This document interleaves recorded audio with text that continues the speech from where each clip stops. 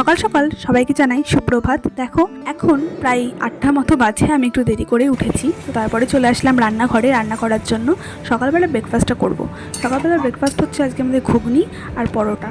তো চলো সেটাকেই রেডি করে নিই। এই যে আমাদের খাবারটা একদম রেডি হয়ে গেছে, এবার প্লেটে বেরিয়েও নিয়েছি, এবার খাওয়ার পালা। তারপরে চলে আসলাম খাওয়া দাওয়া করে আবার রান্নাঘরে, কারণ দুপুরে রান্না তো করতেই হবে, দুপুরে তো খাওয়া দাওয়া করতে হবে। আর দুপুরে রান্না হচ্ছে চিকেন, আর এদিকে মাছ ভাজা হচ্ছে, এদিকে পটল ভাজা হয়েছে, আর এদিকে ডাল হয়েছে, একটু আলু ভাজাও হয়েছে। তো তারপরে চলে আসলাম চিকেন কষা নিয়ে, তারপরে থালাটাও বেরিয়ে নিয়েছি। আজকের মতো এখানেই, টাটা।